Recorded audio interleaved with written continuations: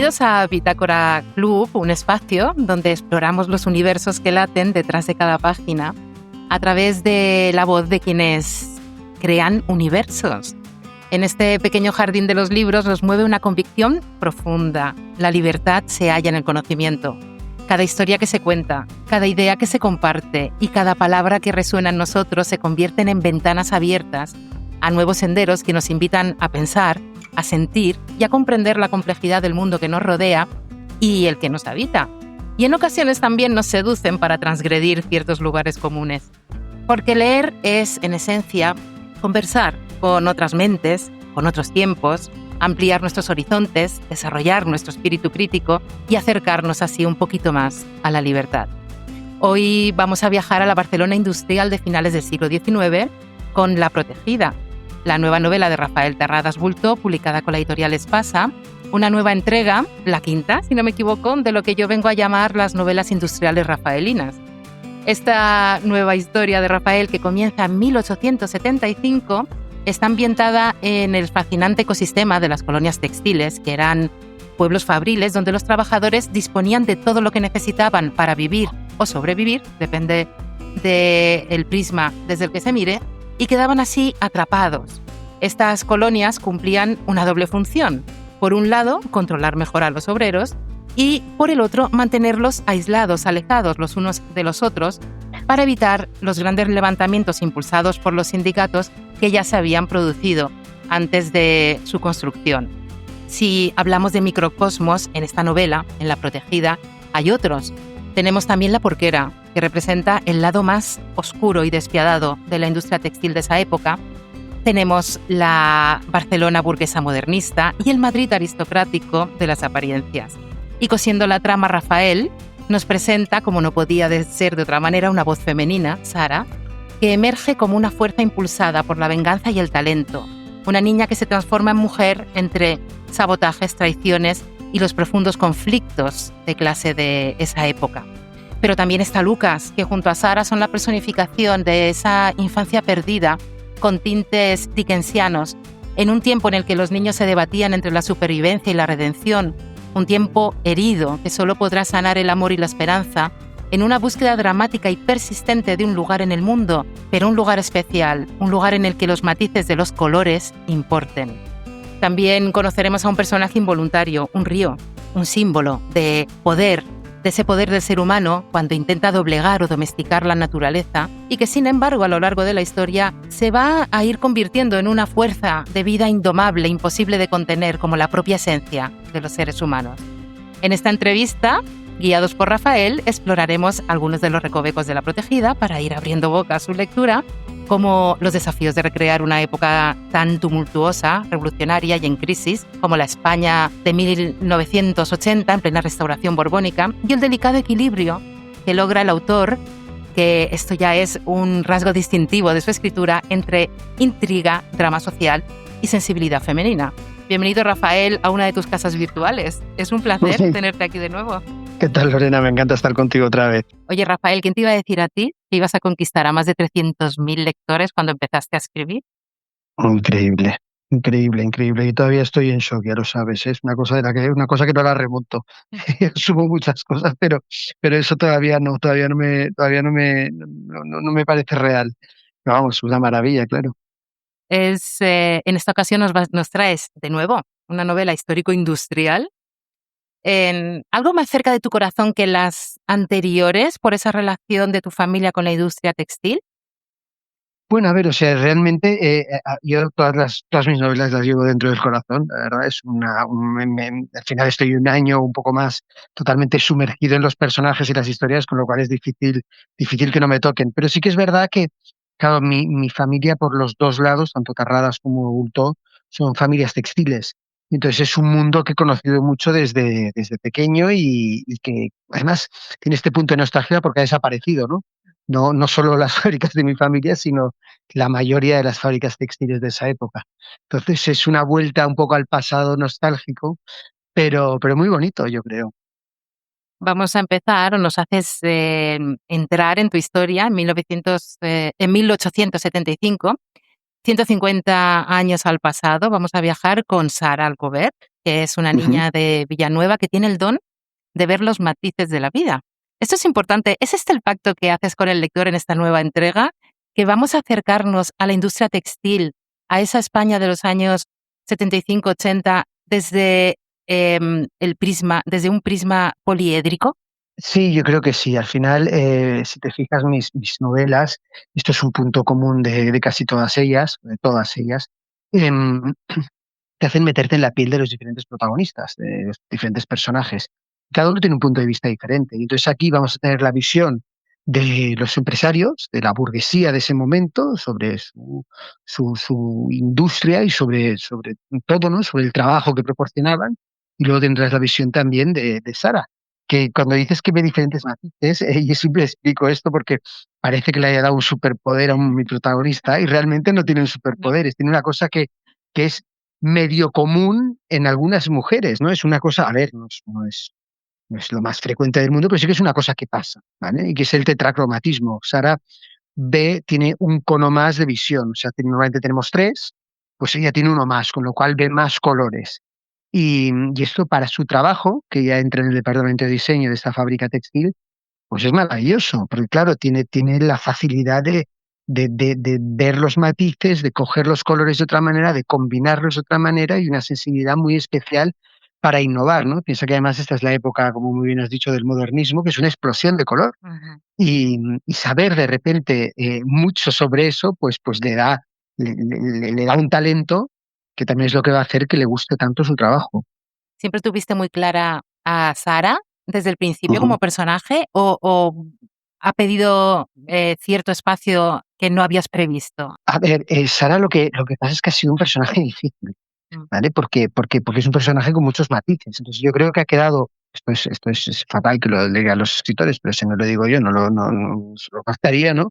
Creo que ha quedado muy redondo, que ha quedado muy bien, mm. porque, porque es una persona que tiene un sentimiento, si quieres, malo dentro, que es la venganza, quiere vengarse, y es un sentimiento que le cuesta dejar atrás, pero luego es una buena persona, y es muy simpática, y cae muy bien, y es agradable con todo el mundo, y es considerada.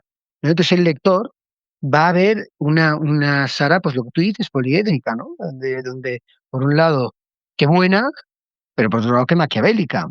Consigue que le cojan en esta colonia textil para trabajar, porque ella lo que quiere es vengarse de la propietaria de esta colonia textil. Entonces ella se hace toda una serie de artimañas para acabar accediendo a este puesto de trabajo, donde inesperadamente para todo el mundo, empezando por ella, lo hace tan bien que enseguida empieza a ascender.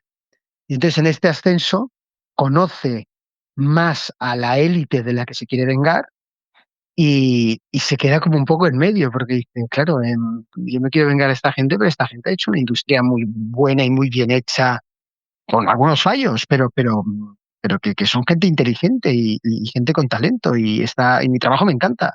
Entonces, ¿qué vamos a hacer? ¿No? ¿Me acabo con esto o no acabo con esto? Y el lector va a estar allí diciendo sí o no, ¿qué hacemos? ¿No? Que es interesante. Desde muy pequeñita Sara traza ese plan para vengarse y su madre, al principio de la novela, no estamos desvelando nada Nada, que no haya que saber, la exhorta a vivir una sí, vida larga y tranquila.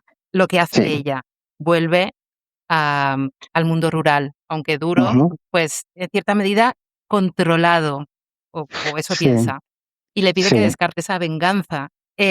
Tú pareces empeñarte en tus historias en desmentir esto con los personajes, o sea, en que tus personajes contravienen todas las leyes en un momento Ujú, determinado por sí. algo más elevado que al final los hace transmutar. Y eso es muy bonito, ir viéndolo Sí, página a bueno, yo página. creo que sí, yo creo que todos, que la vida de casi todo el mundo tiene puntos de inflexión y, y tú puedes buscar la tranquilidad, pero luego la tranquilidad es muy relativa, ¿no? Y pueden pasar muchas cosas. Y entonces, em, Sara no quiere la vida de sus padres, quiere que le pasen cosas, quiere crecer, quiere que cuando acabe su vida decir, "Oye, pues me han pasado cosas, he aprovechado cada minuto, no quiero pasar sin pena ni gloria, ¿no?".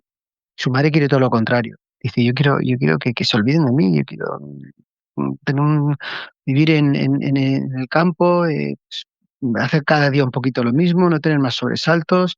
La industria, el descontento social, todo esto, pues es que no es para mí. Entonces tienen ahí ¿no? la pelea. Y luego además Sara deja intuir a su madre que ella se quiere vengar y la madre se horroriza. Le dice, oye, ni se te ocurra, no te vengues. No te vengues, o sea, vive tu vida, sigue adelante, o sea, no dejes que la venganza te quite la felicidad. Y Sara dice, bueno, Sara lo entiende, pero no es capaz de dejar la venganza atrás. Yo creo que, salvando las distancias, todos nos debatimos en algún momento de nuestra vida entre estas 2 cuestiones. Sí, La claro, paz, sí, la sí, sí. tranquilidad, el ser transparente o el luchar Mm, por lo que sientes que tienes que luchar, incluido ujú. ese sentimiento de venganza que puede ser muy negativo. Es muy humano, es muy humano. Es que Sara es muy humana. Lo que pasa que es que su plan empieza a tambalearse cuando entra en la colonia, porque entra en la colonia y de entrada el espacio físico de la colonia es una cosa muy sorprendente para todo el mundo. A día de hoy, si vas a una colonia textil, que bueno, la empresa no existe como tal, pero el complejo sí que existe, porque es que hubo colonias que cerraron en el año 2000, o sea que sí que existen. Te sorprendería, ¿no? Porque tienes un espacio muy bien organizado, unas fábricas maravillosas que de repente que estaban en medio del campo, entonces tenían unas ventanas enormes, tenían muchísima luz, que era una cosa que en las industrias en la ciudad no tenían, ¿no? Luego tenías unas casas eh, que a día de hoy muchos las querríamos, ¿no? Para los trabajadores. Imagínate, en ese momento llegaron, no se lo podían creer. Decían, una casa nueva entera para mí. Se lavaban la cara en los retretes, pero no sabían para lo que era, ¿no? De repente era la primera vez que lo veían. Y luego la llamada casa del amo, que estaba arriba, ¿no? Siempre en alto, para que lo viera bien todo el mundo y todo el mundo supiera quién era la persona que había permitido eso, y la iglesia, ¿no? Entonces, todo este entorno, a Sara cuando llega le impresiona, ¿no? Y dices, esto está bien hecho. Esto es una cosa que para el fin que quiere esta gente es perfecto. Amurallado, como si fuera un castillo, se dice a la hora que te tienes que ir a dormir, a la hora que te tienes que levantar. El domingo pasamos lista en la iglesia. En el colegio sabemos cómo es cada niño, ¿no? Porque también había colegio y guardería y todo. Y ya sabes, eso le impresiona. Y luego empieza a trabajar y le gusta su trabajo. Y luego empieza a conocer a la gente y se enamora.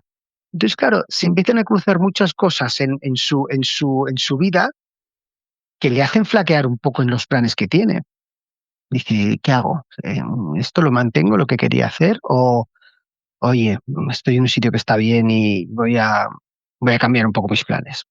Y está allí en el debate y el lector verá este debate. Y lo vivirá. Haces un Sí, guiño a el Valle de los Arcángeles a través de una estatuilla.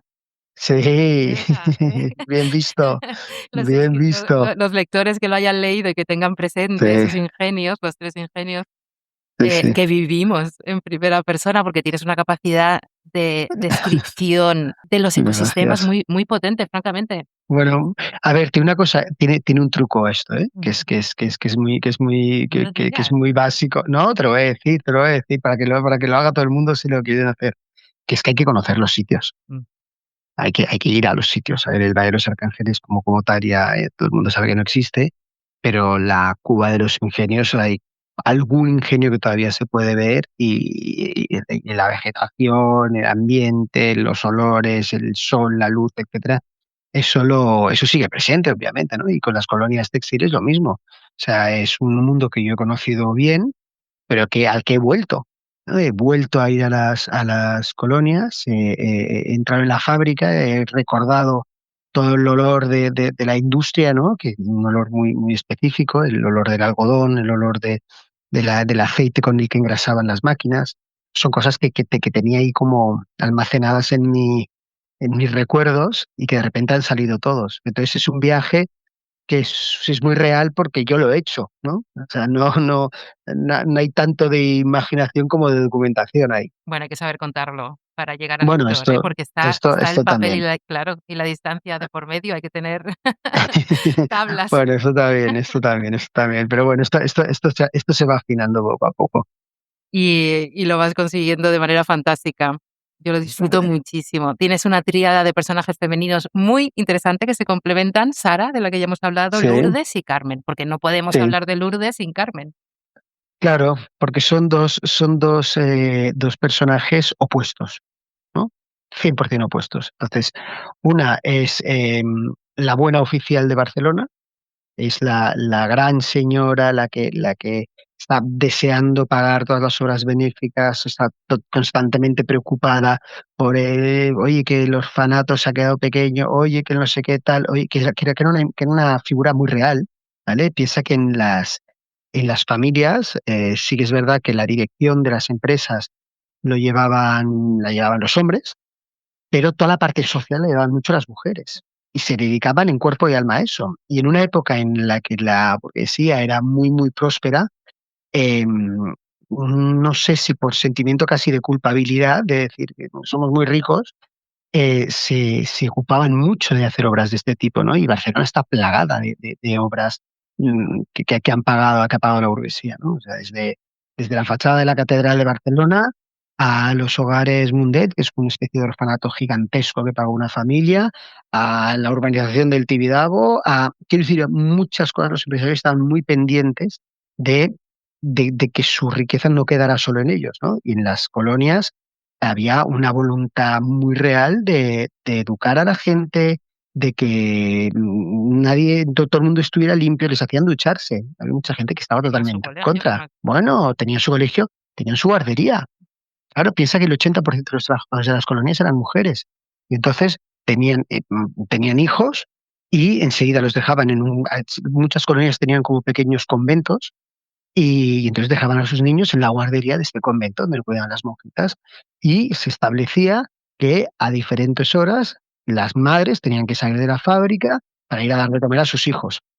Entonces eran cosas que ahora nos parecen muy lógicas y nos parecen el ABC, pero en ese momento era muy excepcional, ¿no? Entonces cuando vas a una colonia textil, te sorprendes.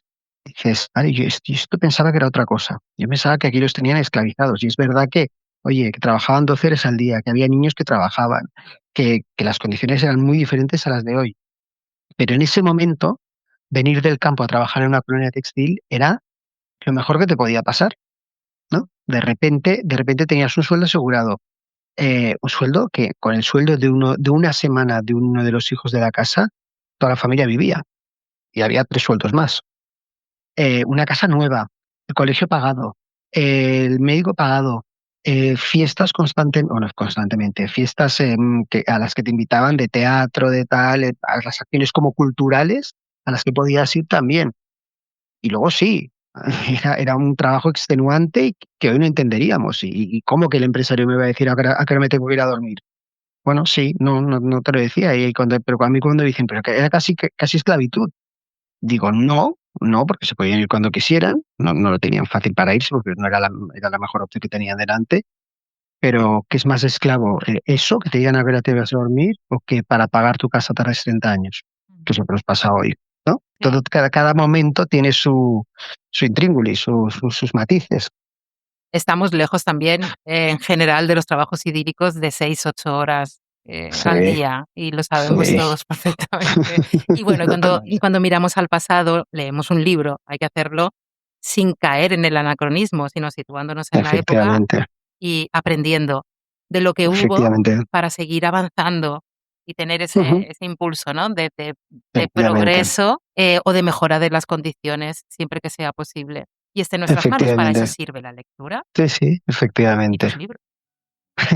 Muchas gracias. Tenemos que dejarlo aquí, te tengo que dejar volar a otros territorios. Rafael, es un placer siempre escucharte, porque además eres muy buen comunicador y es como que nos estás Muchas contando gracias. cuentos cada vez que hablas. Así que yo estoy encantada de tenerte siempre, esta es tu casa, ya lo sabes. En Bitácora consideramos, como sabes, que la libertad se halla en el conocimiento, de modo que gracias de nuevo, Rafael, porque nos has hecho más libre. Pues muchísimas gracias a vosotros, Lorena. Me encanta hablar contigo, ya lo sabes. Un abrazo muy fuerte. Un abrazo.